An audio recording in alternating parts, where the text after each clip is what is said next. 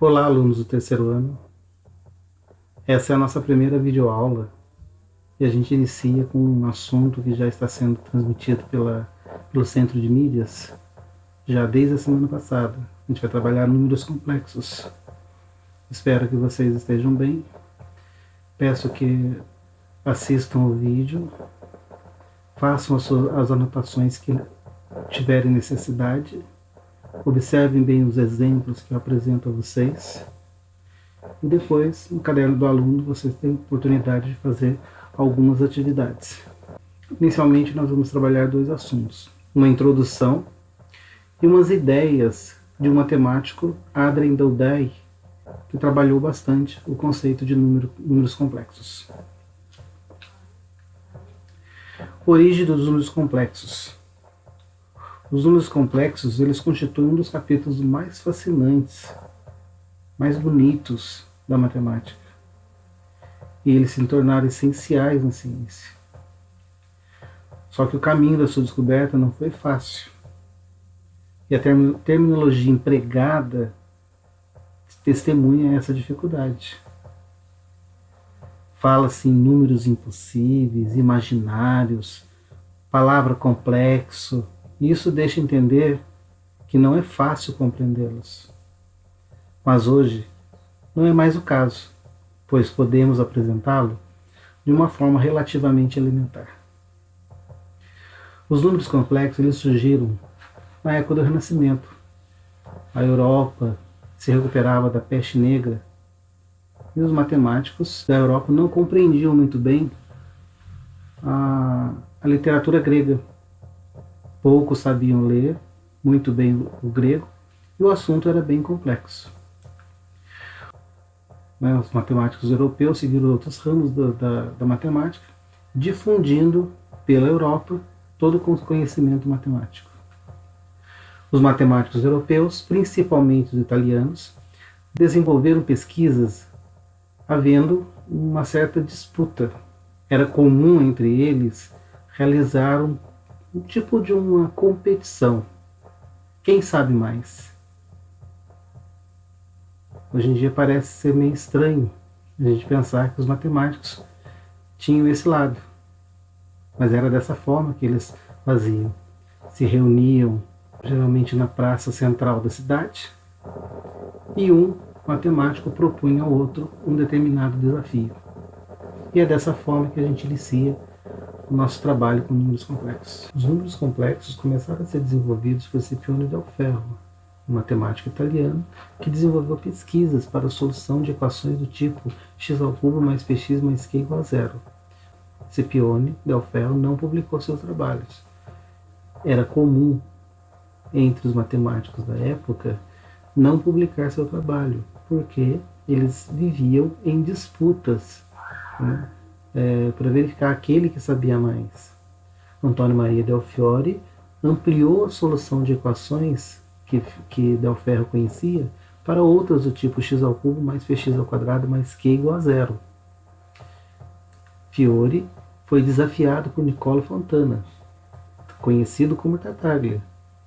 E Nicola Tartaglia venceu a disputa colocada, porque ele conhecia a forma de resolver as equações cúbicas.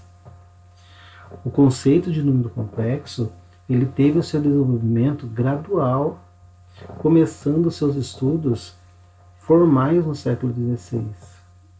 As formas resolutivas dessas equações cúbicas é que permitiram o desenvolvimento do que hoje a gente conhece como números complexos. Girolamo Cardano, outro matemático italiano, implorou a Tartaglia que desse a ele, que passasse a ele as fórmulas de resolução das equações cúbicas e jurou não divulgá-las. Porém, Girolamo Cardano publicou os resultados na sua obra Ars Magna, em 1545, contrariando o que havia prometido ao seu amigo. O avanço dos números complexos ele ocorreu no sentido de que não era possível, na época, extrair a raiz quadrada de número negativo. Essa era a questão a ser resolvida. Os matemáticos, quando resolviam as equações cúbicas, não conseguiam encontrar a raiz quadrada de um negativo. Gauss, outro matemático também, alemão, formalizou todo o conceito que a gente tem hoje em dia, o que a gente estuda hoje em dia, de números complexos. Mas afinal, o que são números complexos? Os números complexos tornaram-se essenciais para a ciência. Eles são chamados números impossíveis, números imaginários, complexos. Não é fácil de compreendê-los. Cardano, em 1545, publicou no seu livro Ars Magna um problema. O problema consistia em determinar dois números cuja soma seja 10 e o produto seja 40. E ele resolveu esse problema através de radicais, da maneira como nós resolvemos hoje em dia as equações do segundo grau, a famosa fórmula de Bhaskara. Ele somente fez a menção no livro dele de Tartaglia na sua obra. Até hoje a fórmula é conhecida como fórmula de Cardano, mas ele conseguiu, por muita insistência, de Tartaglia. Olha como que essa fórmula é. Se a gente já tem uma certa dificuldade para guardar a fórmula de Bhaskara, imagine essa fórmula daí. Só que nós não vamos utilizar essa fórmula para tentar resolver o problema dado aí acima. Nós vamos primeiro entender o que são números complexos, ter uma noção do que ele é, de uma maneira bem simples, vocês vão até gostar. Usar essa equação parece ser bem complicada. Só de olhar para ela já assusta. Embora ela possibilite que a gente consiga entender o que são os números complexos. Mas não vamos fazer isso. Nós vamos apresentar os números complexos de uma forma relativamente elementar, muito mais simples, e que a gente vai ter um entendimento tranquilo do que são os números complexos. Utilizaremos um trabalho do matemático Adrien Dodai, matemático francês, que viveu de 1935 a 2006, bem recente, esse matemático. Ele dizia que todas as pesquisas giravam em torno dos números complexos. Tudo que se pensa em termos de pesquisa matemática vai sempre envolver um pouquinho um conceito de número complexo. A contribuição dele para o progresso da geometria algébrica e sistemas dinâmicos. Interessou-se pelo estudo de fractais. Conheçam Adrien Dodai.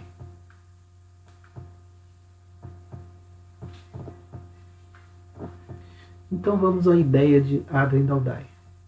Para isso, a gente vai ver alguns vídeos onde a gente vai desenvolver junto com vocês. Aí eu peço que vocês prestem bem atenção, anotem, registrem, façam os exemplos no caderno, acompanhem a resolução, a apresentação, e depois vocês têm alguma coisa para entregar para a gente. Então vamos lá? Adrien Dodai, matemático que viveu no do século passado para o nosso século, ele desenvolveu um estudo sobre números complexos, facilitando o nosso entendimento. Para isso, a gente vai iniciar com uma reta. Para explicar os números complexos, primeiro nós vamos considerar uma reta. E sobre essa reta, traçaremos uma reta.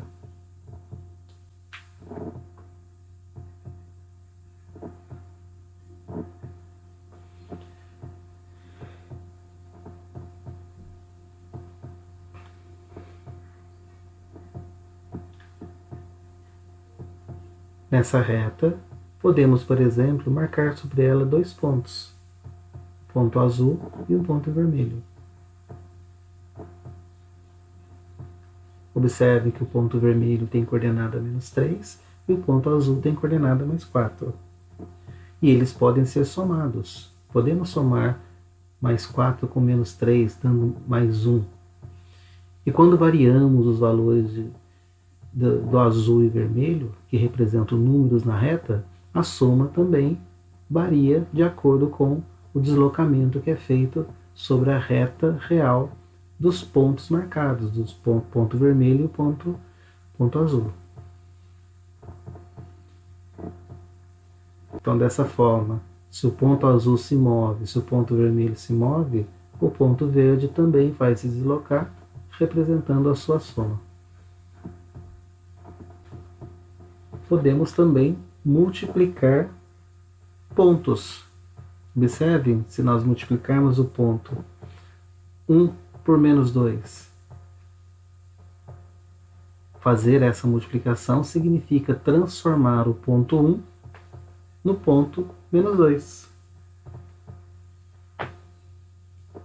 Observe no desenho a transformação do ponto 1 para o ponto menos 2. Novamente, se multiplicar novamente por menos 2, é transformar esse menos 2 para mais 4.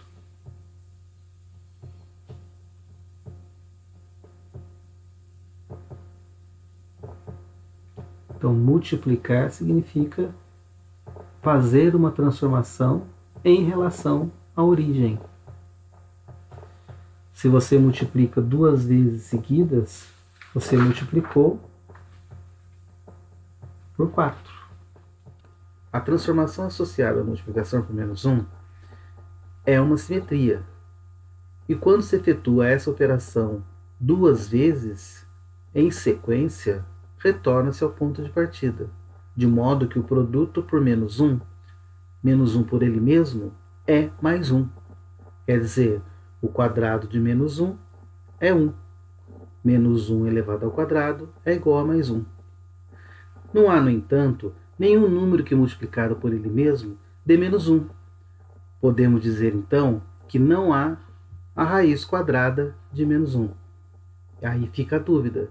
Como, então, representar a raiz quadrada de menos 1? Por muito tempo, a impossibilidade de encontrar a raiz quadrada para o número menos 1 era um dogma, ao qual não se podia discutir. Mas isso não ia contar com a imaginação dos matemáticos. Na época da Renascença, certos espíritos inventivos ousam quebrar esse tabu. Se ousa escrever raiz de menos 1, então se pode também escrever números como 2 mais 3 raiz de menos 1, 5 mais 8 raiz de menos 1, e pode-se igualmente brincar com esses números de maneira formal, sem estar demasiadamente tentando compreender o seu significado. Esses matemáticos da Renascença perceberam, então, que, de certa forma experimental, calcular com esses números impossíveis não deveria levar a contradições, sendo aceito gradualmente pelos matemáticos, sem verdadeiras justificativas. No começo do século XIX, alguns matemáticos como Gauss e Argand tomaram consciência do caráter geométrico desses números imaginários. Argand teve uma bela ideia. Se multiplicarmos por menos 1 significa girar 180 graus, sua raiz é girar 90 graus. Se girar 2 vezes de 1/4 de volta, gira-se meia volta. O quadrado de 1/4 de volta é uma meia volta. Portanto, menos 1. Bastava pensar nisso. Então observe no vídeo a ideia que Argand teve. Então, o que seria a raiz quadrada de menos 1? Bom, pensando então na seguinte, se multiplicar 1 por menos 1 é dar meia volta, a raiz quadrada de menos 1, então, seria você dar 1/4 de volta.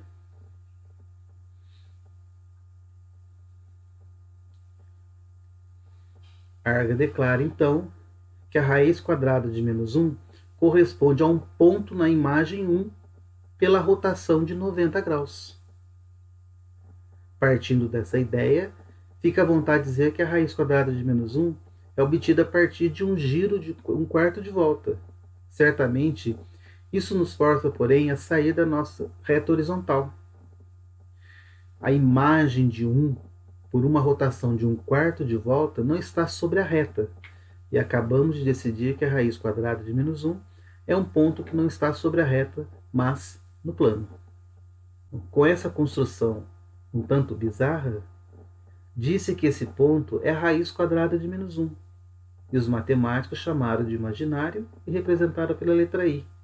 Deve-se a Leonhard Euler essa notação para a raiz quadrada de menos 1. E principalmente Gauss popularizou o seu uso, designando essa unidade como unidade imaginária. Dessa forma, podemos ter então 2i, 3i, 4i, i, menos 2i, menos 3i, sobre essa reta. A ideia é simples e bonita. Certamente, esses não são mais os mesmos números com que estamos habituados a trabalhar. Por esse motivo, se diz que os números tradicionais são chamados números reais, e os números que aos quais estamos começando a descobrir, associados aos pontos do plano, são chamados de números complexos. Se localizamos um ponto no plano pelas coordenadas x e y, que são números reais, a reta da qual partimos é a reta da equação y igual a zero. E o ponto que a imagem de 1, 0, pela rotação de 1/4 de volta, é 0, 1. Neste ponto, Argand considera como a raiz quadrada de menos 1. Os matemáticos, sempre surpreendidos por esse truque, chamam esse ponto I como imaginário. Dado que queremos números que se pode adicionar entre si, podemos considerar o número x mais yi. Ele corresponde ao ponto do plano de coordenadas xy. Esses números podem ser somados como números comuns.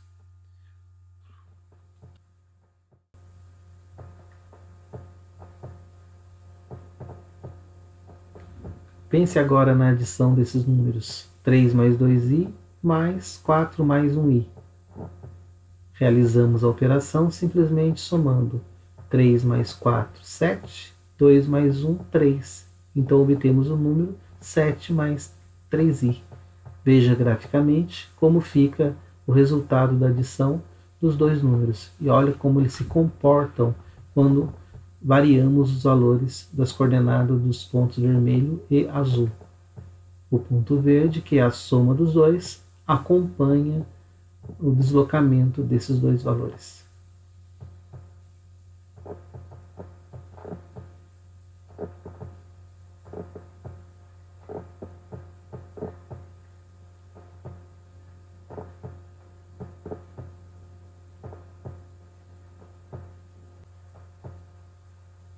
Observe o número 2 mais 1i. Olha a sua representação no sistema. 2 é o valor do eixo horizontal e 1i no eixo vertical. Aí está o ponto vermelho, que é 2 mais 1i. Vamos multiplicá-lo por 2. Multiplica de forma tradicional. 2 vezes 2 dá 4, 2 vezes 1i, 2i. Então o resultado é que esse ponto vermelho ele é deslocado pelo dobro. 2 mais 1i passa a ficar 4 mais 2i. Observe a representação dessa multiplicação por um número. Quando eu desloco o ponto vermelho, o resultado também se desloca proporcionalmente, sempre igual, multiplicado por 2.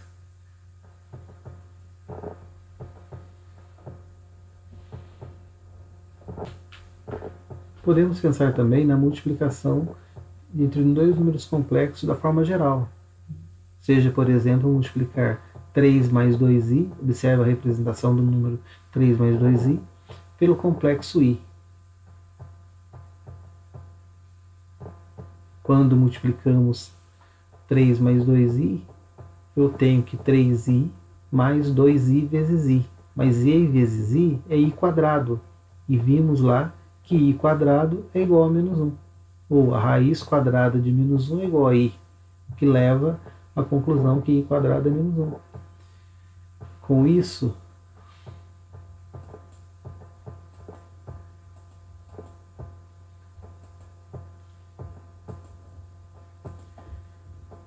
observem, i vezes 1i vezes 3 dá 3i, 1i vezes 2i vai dar 2i vezes i. Bom, mas raiz quadrada de menos 1, nós estamos chamando de i. Se elevarmos ao quadrado, i ao quadrado será igual a menos 1. O que faz com que o resultado 3i mais 2i ao quadrado se transforme em menos 2 mais 3i.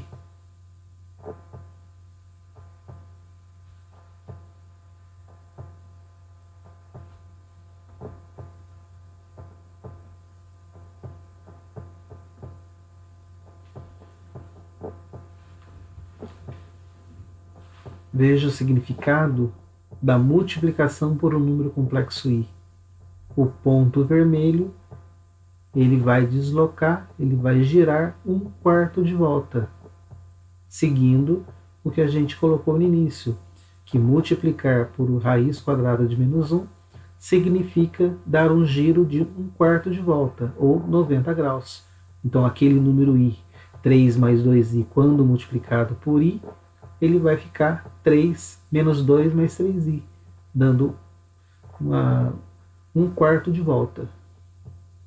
Se eu desloco o ponto vermelho, vai haver um deslocamento também desse valor. Ele vai girar sempre 1/4 de volta.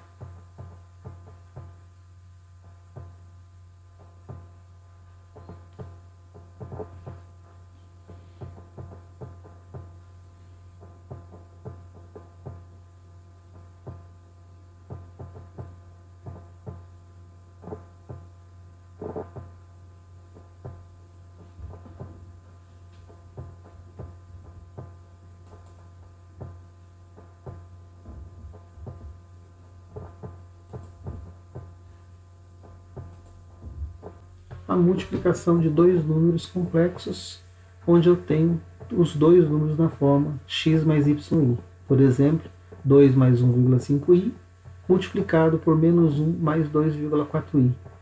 Como vamos obter o resultado?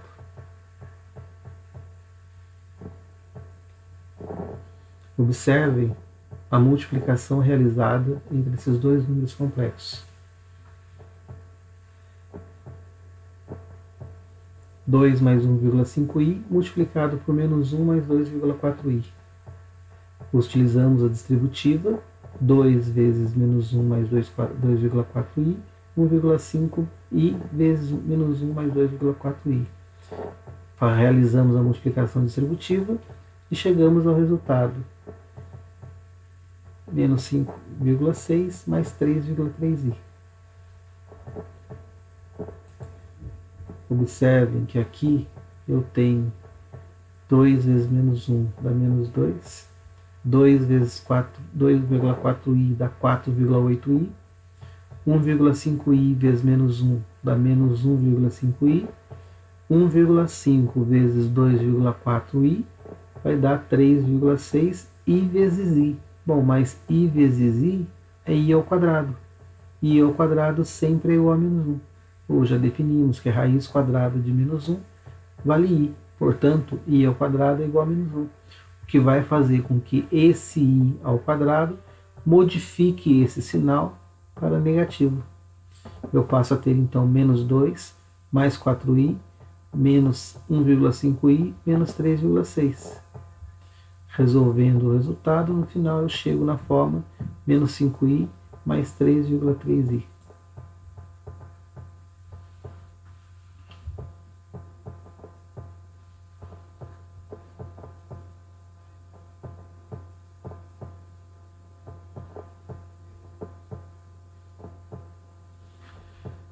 Representando o resultado dessa multiplicação, verifique ali que agora temos um resultado, 2 mais 1,5i multiplicado por menos 1 mais 2,4i, dá como resultado menos 5,6 mais 3,3i.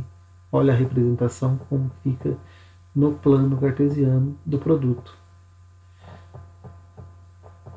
Podemos medir o tamanho do segmento, medindo esse segmento, ele tem 2,5. Isso é chamado módulo desse ponto vermelho. medindo esse segmento. Ele tem 2,6, é chamado módulo do ponto azul.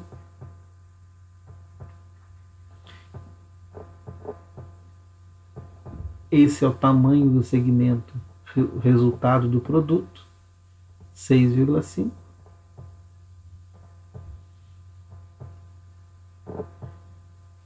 Observem, notem que o 2,5 vezes 2,6 dá o resultado 6,5.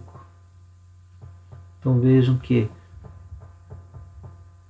observe que o tamanho do módulo do ponto vermelho, o tamanho do módulo do ponto azul, o tamanho aqui seria a distância até o centro do sistema cartesiano.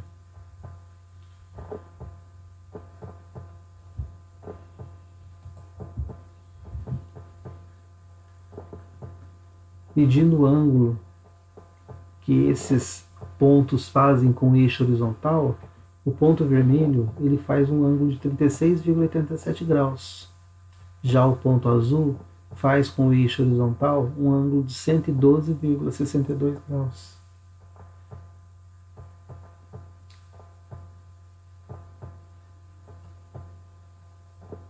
E o ponto vermelho faz um ângulo de 149,49 graus.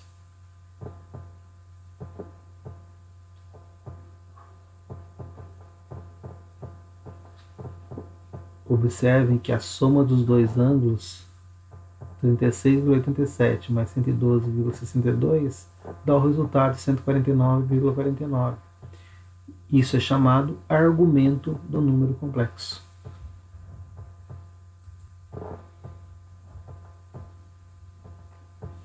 Finalizamos aqui.